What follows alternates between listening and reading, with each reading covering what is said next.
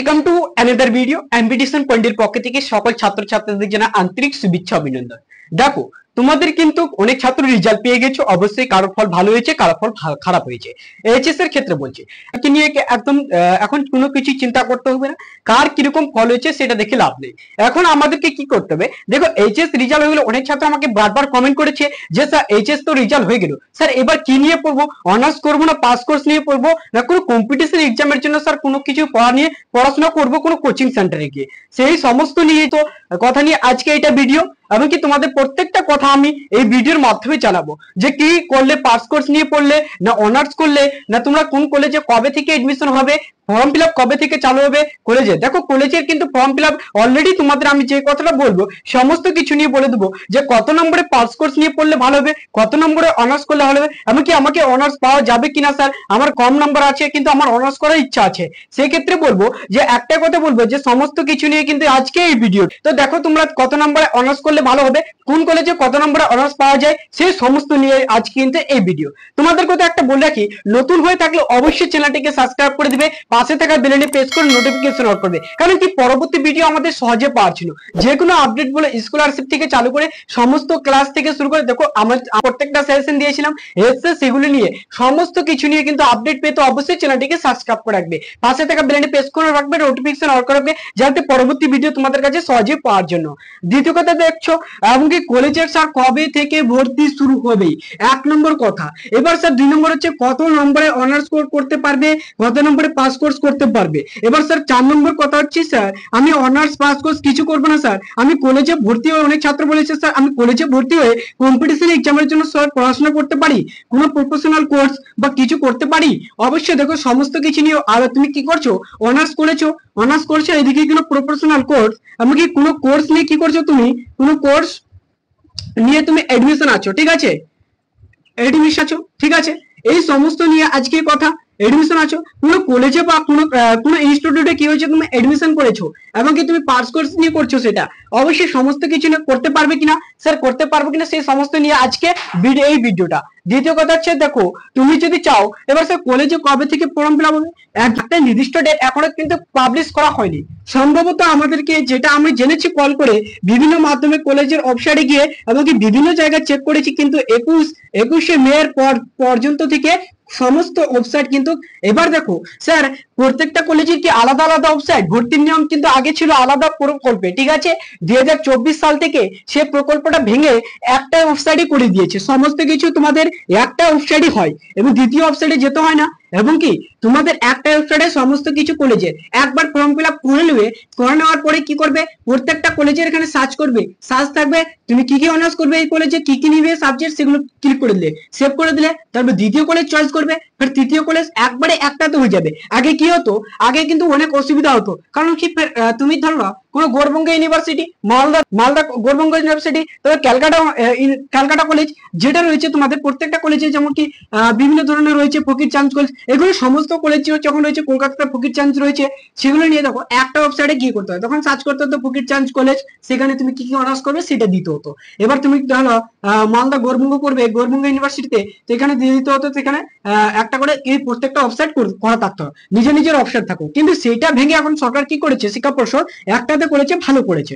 এবার স্যার কত নম্বরে স্যার অনার্স করতে পারবো স্যার, এবার কি অনার্সে কয়টা সাবজেক্ট, দেখো অনার্সে 1 বছর 4 বছরের কোর্স মতো, দেখো 4 বছর আমাদের 1 বছর যেহেতু বাড়িয়ে দিয়েছে, সেই জন্য বলবো 4 বছরের কোর্সের জন্য তুমি একটা কাজ করতে পারো, কিন্তু টোটাল তোমাদেরকে 39টা সাবজেক্ট, অর্থাৎ 39টা কিন্তু পরীক্ষা দিতে হবে টোটাল।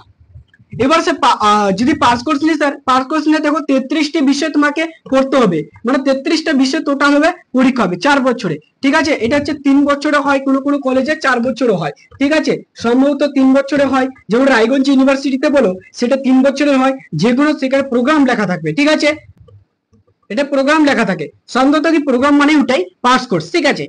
এবার দেখো তুমি যদি বলে স্যার যে কোনো প্রফেশনাল কোর্স করবো এগুলো নিয়ে এসে পড়বো আর পুরো প্রফেশনাল কোর্স করবো। দেখো কোর্স করতে পারো ভাই, বিভিন্ন ধরনের রয়েছে ল্যাবরেটরি ল্যাবে। এবার তুমি কি করছো ফিজিক্স এর জন্য, এবার দেখো ফিজিক্স এর যেগুলো বলবো, কেমিস্ট্রি ফিজিক্স এ অনার্স করছো, অনার্স করার পরে কোনো একটা কি ডিএমএলটি বা বিএমএলটি তুমি বেসরকারিতে, সেগুলো সমস্ত কিন্তু করতে পারো। কিন্তু অ্যাকচুয়ালি চাপ থাকবে এদিকে যে তুমি অনার্স করছো, দেখো 4 বছরে অনার্স করা মানে খুব কঠিন ব্যাপার, ফিজিক্স কেমিস্ট্রি বায়োলজির ক্ষেত্রে, বোটানির ক্ষেত্রে।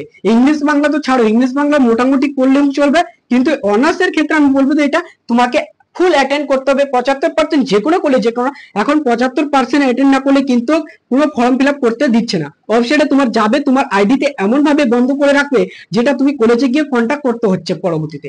সেটা বলছি ভেবে চিন্তে করবে, অনার্স নেবে। এবার স্যার কত নাম্বার স্যার অনার্স, দেখো ধরে নাও তুমি গৌরবঙ্গতে ধরবো 35টা সিট রয়েছে, সম্ভবত দেখো বোটানির ক্ষেত্রে বলবো, জুলজির ক্ষেত্রে বলবো, এরকমই সিট থাকে 35 থেকে 40, 43, 33টাই থাকে যে কোনো সাবজেক্টে। এবার স্যার কি করেছে, এখানে কিন্তু টোটাল ফর্ম ফিল আপ করেছে 500 জন, সম্ভবত দেখো 500-600 জন student average form fill up করি প্রতি বছর একটা কলেজে। এবার স্যার ফর্ম ফিল আপ করেছে, এবার তোমার কি রয়েছে, তোমার কিন্তু পার্সেন্টেজ যখন দেখবে যে সবার পার্সেন্টেজ অ্যাভারেজ কিন্তু 80% রয়েছে, ঠিক আছে। এবার দেখো 80% রয়েছে প্রত্যেকটা ছাত্র, এটা দেখে নিল। দেখো না পরে সাবজেক্টে কত নাম্বার রয়েছে, সাবজেক্টে দেখছে যে 80 সবার রয়েছে, 80 কারো 90 রয়েছে। এবার 90 স্যার 90 বেরোলো, 90 টোটাল 30 জনের বেরোলো, স্যার 30 জনকে কিন্তু নিয়ে নেবে, ঠিক আছে। এই পার্সেন্টেজটা দেখবেন। এবার এই পার্সেন্টেজ ধরে নাও, এই পার্সেন্টে এই ছাত্রটার কত থাকছে, একটা ছাত্রের কত হলো, 75% হলো। 90 পেয়েছে কি বায়োলজি, তো 90 পেয়েছে, কিন্তু এর 75% তোমার 80%, কিন্তু তুমি বায়োলজিতে কত পেয়েছো, তুমি বায়োলজিতে কিন্তু ধরে নাও তুমি 80 পেয়েছো, 5 নম্বর কম পেয়েছো, কিন্তু তোমাকে সেই ক্ষেত্রে অনার্সটা দিয়ে দিবে, কারণ তোমার এদিকে পার্সেন্টেজটা বেশি আছে এভারেজ। এরকম করে কিন্তু দিয়ে দেয় কোনো কোনো কলেজের ক্ষেত্রে। এবার কোনো কোনো কলেজে কিন্তু সিট তো ফুল হয় না, ওর আগে বছর 3বার ফর্ম ফিল আপ হয়েছিল, তুমি এক চান্সে নেয়।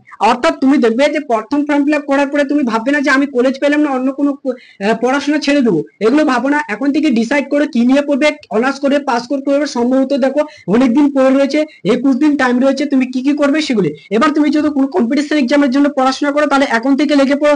নিটের ক্ষেত্রে বলবো, তারপরে এসএসসি, জিডি, এমটিএস, ঠিক আছে, তোমাদের এমটিএস সমস্ত পরীক্ষা দেখো ফর্ম ফিল আপ চলবে, এমনকি তোমাদের পরীক্ষা নিয়ে সেগুলো পড়ো। যেগুলো যদি কম্পিটিশনের জন্য পড়তে চাও, তাহলে এখন থেকে লেগে পড়ো, এগুলোর পিছনে ছাড়ো।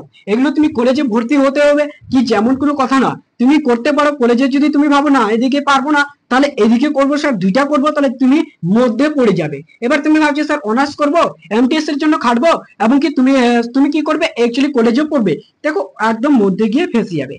দেখো যদি তুমি একটা নৌকাতে ওঠো ভাই, তাহলে দুই পার দিয়ে কি দুইটা নৌকাতে দুই দিক দিয়ে পা দিবে না, পা দিবে না অবশ্যই, কিন্তু পা দিলে তো পড়ে যাবে, ওকে একদিকে না একদিক যাবেই, ঠিক আছে, কাটবেই। তোমার লাইফটা এরকমই, জীবনটা এরকমই। তুমি ধরো এমটিএস করছো, তারপর কলেজে করছো, এদিক দিয়ে কলেজের লাইফ চলে গেলো, এদিকে এমটিএস চলে গেলো, এবং তুমি মধ্যে পড়ে গেছো। এটা করবে না, তুমি সম্ভবত একটা জিনিস দিকে ফোকাস দাও, যে কোনো একটা জিনিসের দিকে ফোকাস দাও, দেখবে নিজের লাইফ কিন্তু নিজে একদম সেখানে প্রতিষ্ঠানে পৌঁছে যাবে। তুমি নিজের উপর ভরসা করো, না আমি পড়বো, আমার দ্বারা হবে, আমার দ্বারা সম্ভব, তাহলে তুমি অবশ্যই করতে পারো যে কোনো কোর্স, ঠিক আছে। তাহলে তুমি যদি ভাবো না আমার দ্বারা দুইটাই হবে, তাহলে তুমি করতে পারো ভাই, নিশ্চিত। আমি বলবো না, বারণ করবো না, কিন্তু আমি এক্ষেত্রে বুঝিয়ে দিচ্ছি, দেখো একটা যে কোনো একটা কাজ করতে যাও। এবার স্যার অনার্স ক্ষেত্রে বুঝিয়ে দিলাম। এবার পাস করে দেখো, পাস করে তুমি যদি 60-50% থাকে তবু হবে। অনেক কলেজে কিন্তু এখন কি হয়েছে, সম্ভবত পাস কোর্সটা কিন্তু উঠে গেছে প্রায়, ঠিক আছে। আমি বলবো গৌরবঙ্গতে দেখো প্রায় কিন্তু পাস কোর্স উঠে গেছে, প্রোগ্রাম মাত্র কিছু কয়েকটা সিট রয়েছে, ঠিক আছে, সেগুলো আস্তে আস্তে উঠে যাবে। যেমন বিভিন্ন কলেজে কিন্তু 24 সালে 23 সালে 2023 সিজনে 2023 সেশনে কিন্তু ফর্ম ফিল আপ করতে দেয়নি বিভিন্ন কলেজে, কিন্তু পাস করে তারপর 2024 কিছু কিছু কলেজে দিল আবার, ঠিক আছে। দেখছে ছাত্ররা তো অনেক কম পেয়েছে, অনেকজন ভর্তি হয়নি, কলেজের সিট ফাঁকা রয়ে গেছে, ঠিক আছে। সেই ক্ষেত্রে বলবো এখন দিচ্ছে, প্রায় তোমরা সবাই করবে, যে কোনো একটা করবে, ঠিক আছে। আর দ্বিতীয় কথা হচ্ছে বুঝিয়ে দিলাম তোমাদেরকে সমস্ত কিছু বিষয়। এবার বুঝতে অসুবিধা হয় তাহলে অবশ্যই কমেন্ট সেকশনে জানাবে, এমনকি আমরা সমস্ত কিছু কমেন্ট সেকশনে তোমাদেরকে রিপ্লাই করে দেবো। আর দ্বিতীয় কথা হচ্ছে দেখো তোমরা কত পার্সেন্ট বলে দিলাম, পাস কোর্স স্যার কত পার্সেন্ট, 50% ধরো না, 50% আবার লাগবে। এবার স্যার কারো হচ্ছে তোমাদের 45% তবু পেয়ে যাবে, ঠিক আছে, তুমি পেয়ে যাবে, কিন্তু প্রত্যেকটা কলেজে করে রাখবে। আমি বলবো না দেখো তোমাদেরকে কোনো পয়সা লাগছে না, এখানে 0 টাকা দিয়ে ফর্ম ফিল আপ, ঠিক আছে, তুমি মোবাইলে করতে পারবে। আমি সেগুলো প্রসেস দেখিয়ে দেবো একটা ভিডিওতে, যে কিভাবে ফর্ম ফিল আপ করতে হবে এবং কি কখন করতে হবে, সমস্ত কিছু আমি তোমাদের ভিডিওর মাধ্যমে দেখিয়ে দেবো লাইভ সেশনে, ঠিক আছে।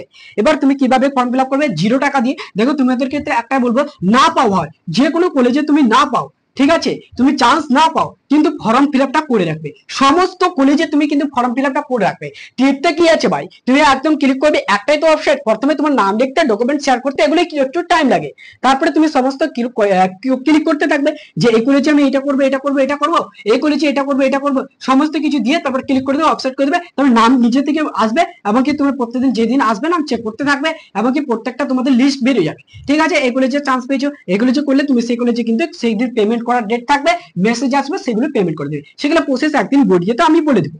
এবার হচ্ছে স্যার কত নম্বর বলে দিলাম সমস্ত কিছু। এবার কোর্স নিয়ে দেখো, কোর্স নিয়ে পড়লে অ্যাকচুয়ালি একটাই ভাবো, একটাই দিকে ফোকাস দাও। কিন্তু আমি আমার কথা এটাই, আমার কোশ্চিন এটাই, কেন আমরা একটার দিকে ফোকাস দিই, কারণ আমরা বারবার দেয় না একটার দিকে। আমি যে কোনো একটাই কাজ করি, কাজ সাকসেস হওয়ার পরে তুমি ভাবো অন্য কিছু। ঠিক আছে, সেটা বলছি তোমাদেরকে, বারবার বুঝিয়ে দিচ্ছি। দেখো রেজাল্ট তো বের হয়ে গেছে, কারোর রেজাল্ট খারাপ হয়েছে, কারো ভালো হয়েছে, এগুলো নিয়ে ভাবো না, এখন কি করবে সেটা নিয়ে ভাবো। ঠিক আছে, এই ছিল তোমাদের কয়েকটা কথা বলার স্যার। এবং কি তোমাদের দেখো 21শে মে পরে কিন্তু ফর্ম ফিল আপ চালু হয়ে যাবে, আমি বলে দেবো ফের ভিডিওতে। এমনকি ফর্ম ফিল আপ চালু হলে সেদিন আমি তোমাদের লাইভ সেশনে দেখিয়ে দেবো, এমনকি প্রত্যেকটা বিষয় এমনকি তোমাদেরকে দেখিয়ে দেবো। যদি বুঝতে অসুবিধা তাহলে অবশ্যই কমেন্ট সেকশনে বলে দেবে। Thank you, all the best, সবাই ভালো থাকো, সুস্থ থাকো। দেখো রিজাল্ট নিয়ে ভাবো না, চিন্তা তো করো না, এখন যেটা পেয়েছো ওটাই সন্তুষ্ট থাকো, বা আমার একটু বকা দেবে সেগুলো নিয়ে ভাবো না। Thank you.